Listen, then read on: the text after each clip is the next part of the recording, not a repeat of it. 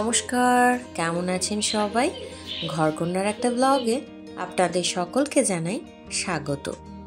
আজ সোমবার, ঘড়িতে এখন বাজছে সকাল 9:10। ঘুম থেকে উঠে পড়েছি কিছুক্ষণ আগেই, ব্রাশ করে চাটা খাওয়া হয়ে গেছে। এখন বসে পড়েছি রসুন ছাড়াতে। আজও রয়েছি দিদির বাড়িতে। বেটুর পরীক্ষা হয়ে গেছে, তো দিদি বলল কি যে পরীক্ষা তো হয়ে গেছে, তারপর আবার স্কুল খুলে যাবে, পড়াশোনা শুরু হয়ে যাবে, সেই জন্য কয়েকটা দিন থাক, 2 দিন থেকে তারপরে বাড়ি যাবি। তো এখন সকালবেলায় রসুন ছাড়াতে বসে গেছি। তার কারণ হচ্ছে আজকে রাত্রে চিকেন রান্না হবে, আর রসুনগুলো ছাড়িয়ে রেখে দিলে কি আগামীকাল বা আজকে যখনই রান্না বান্না হোক না কেন রসুন দিয়ে কয়েকদিনের জন্য অসুবিধা হয় না ছাড়িয়ে রেখে দিলে। আর রসুন ছাড়াতে তো বেশ খানিকটা সময় লাগে।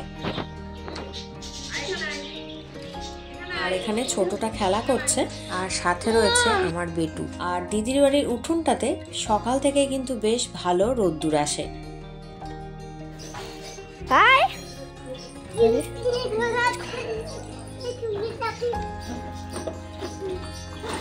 বড়রা যে কথাই বলে, ছোটরা কিন্তু তোতা পাখির মতো সেই কথাগুলোই বারবার বলে। সেজন্য আমি ওকে মাঝে মাঝে তোতা পাখি বলি। ও খুব সুন্দর করে কথা বলে, আর ছোট বাচ্চারা খুব সুন্দর করে আধো আধো কথা বলে, তো এটা শুনতেও কিন্তু আশা করি সবারই ভালো লাগে। আর এখানে জামাইবাবু নিয়ে এসছে বাজার থেকে কাঁকড়া।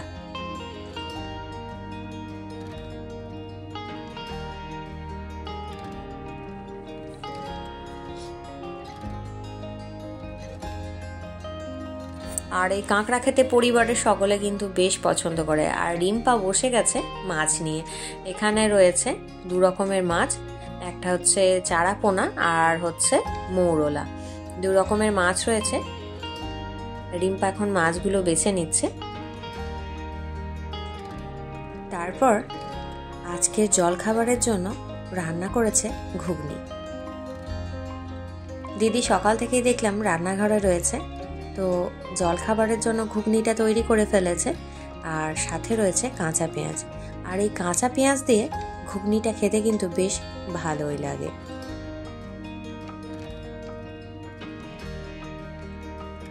এখন বেটুর মুড়িটা আমি মেখে দিচ্ছি।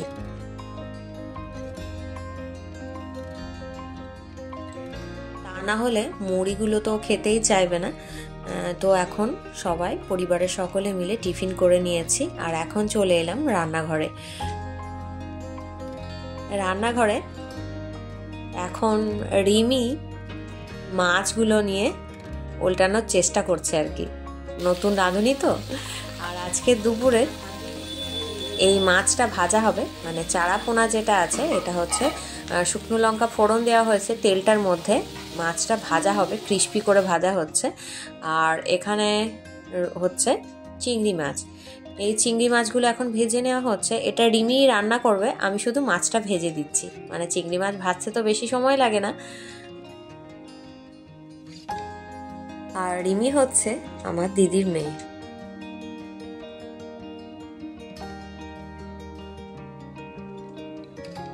ছোট মাছগুলো ক্রিস্পি করে ভাজা হয়ে গেছে, মানে চারাপোনা যেগুলো, এগুলো ভাজাই খাওয়া হবে দুপুরে ভাতের সঙ্গে।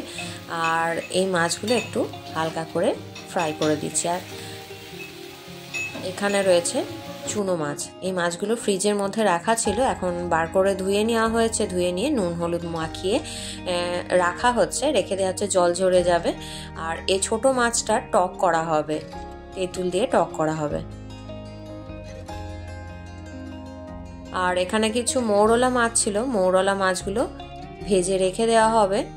আর এই মৌরলা মাছটা আজকে হবে না, আগামীকাল হবে বেগুন দিয়ে। শুকনো শুকনো করে যে চচ্চড়ি রান্না করা হয়, মানে বেগুন দিয়ে মৌরলা মাছ দিয়ে শুকনো শুকনো করে ঝাল ঝাল সেই পদটা রান্না হবে, সেজন্য মাছটা আজকে ভেজে রেখে দেওয়া হবে। আর এখানে চিংড়ি মাছ ভেজে তুলে রাখা আছে। এই মৌরলা মাছগুলো ভাজা হয়ে গেলে এই যে নুন হলুদ মাখিয়ে যে চুনো মাছগুলো রাখা আছে এগুলো টক করা হবে। আর এখানে মশলা বেটে রাখা আছে। আর এখানে হয়ে গেছে চিংড়ি মাছের রেসিপিটা। এটা একটু শুকনো শুকনো করে করা হয়েছে, এটা গরম ভাতে পরিবেশন করে দেওয়া হবে। আর পাশেই রয়েছে বড় মাছের ঝাল, এটা পিসিমাই রান্না করেছে। আর এখন এই যে মাছের টকটা রান্না হচ্ছে, তাহলেই আজকে দুপুরে রান্না মোটামুটি কমপ্লিট হয়ে যাবে।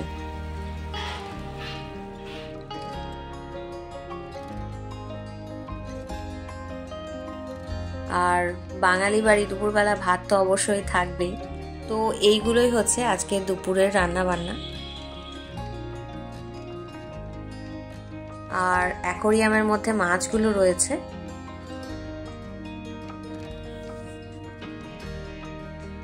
আর ওদেরকেও খেতে দেওয়া হলো, কেমন করে খাবার খাচ্ছে সেটা দেখছি।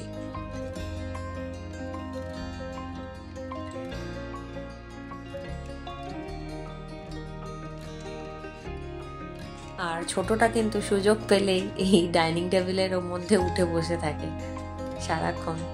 ওকে বলা হয়েছে খাবার নিয়ে আসা হয়েছে, এবার না, ও তো নামতে চাইছে না। আবারও চেয়ার নিয়ে চেষ্টা করছে ওই টেবিলের মধ্যে ওঠার। বারণ করা হয়েছিল যে খাবার পরিবেশন করা হয়েছে, ওঠা যাবে না।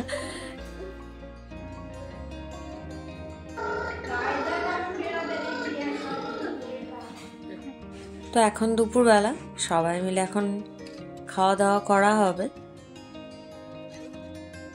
মেনুতে রয়েছে ভাত, লাল শাক ভাজা, বড়ি ভাজা, বাঁধাকপির তরকারি, মাছের ঝাল, পোনা মাছ ভাজা, আর রয়েছে চিংড়ি মাছ।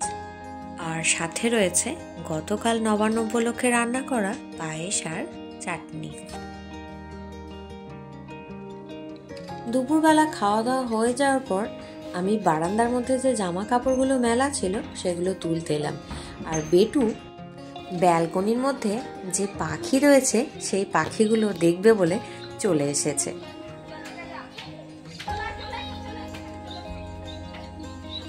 এই যে এই ব্যালকনিটার মধ্যে রয়েছে পাখিগুলো, যেটা আগের দিন আপনাদেরকে দেখিয়েছি, মানে আগের দিনের ভিডিওতে আপনাদের সঙ্গে আমি শেয়ার করেছি। আর এই পাখিগুলো দেখতে কিন্তু খুব সুন্দর লাগছে।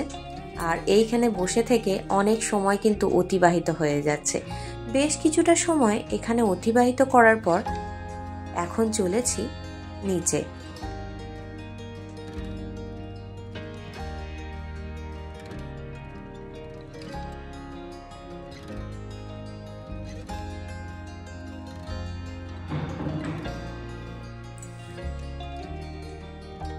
সবারই খাওয়া দাওয়া হয়ে গেছে, পিসিমারও খাওয়া দাওয়া কমপ্লিট হয়ে গেছে।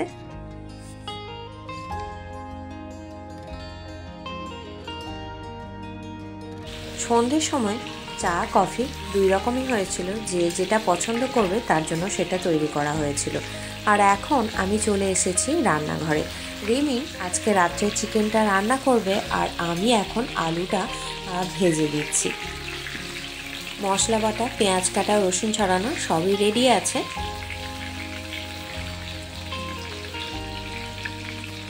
আর রিমি রান্না করার খাবার আজকে আমি প্রথম টেস্ট করব।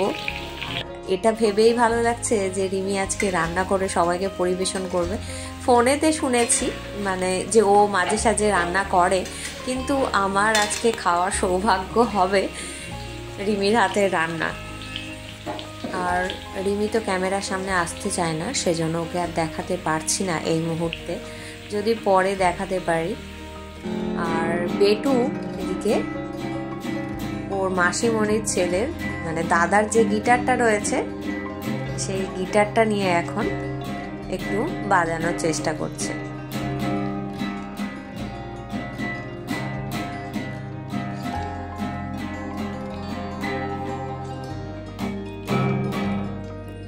আর এখন ওই পুচকু যে তোতা পাখি, ওর আজকে জন্মদিন, মানে আজকে ওর 2 বছর পূর্ণ হলো। তো এমনি কোনো ছোট, যেহেতু সে অন্য কোনো সেলিব্রেশন নয়, জাস্ট একটা কেক নিয়ে এসে তো কেক কাটা হবে। আর ও তো দেখছে, ও তো খুব খুশি মনে হচ্ছে মনে মনে।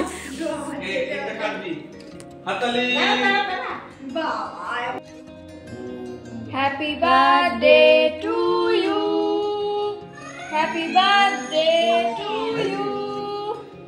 Happy birthday to Puku.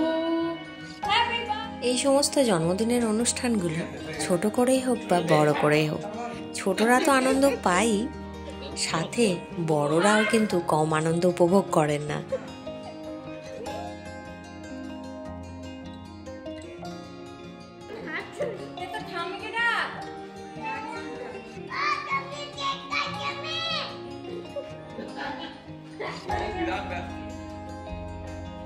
এটাও একটা স্মৃতির পাতায় রয়ে গেল।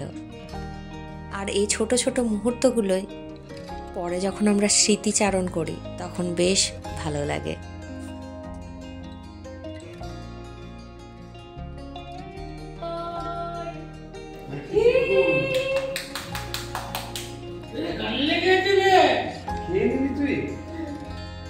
সবাই মিলে কেক কাটার পর্ব উপভোগ করলাম। এখন চলে এলাম রান্নাঘরে। ঘড়িতে এখন বাজছে রাত্রির 9:40। রিমি রান্নাও হয়ে গেছে। আজকে রাত্রের মেনুতে রয়েছে চিকেন, সাথে রয়েছে ভাত, আর যারা ভাত খাবে না তাদের জন্য রয়েছে রুটি, আর রয়েছে কালাকাঁদ। এই দিয়ে আজকে ডিনারটা কমপ্লিট করে নেব। আজকের ভিডিওটা আপনাদের কেমন লাগলো কমেন্ট করে জানাবেন। ভালো লাগলে অবশ্যই একটা লাইক করে দেবেন। দেখা হবে আগামী পর্বে। নমস্কার।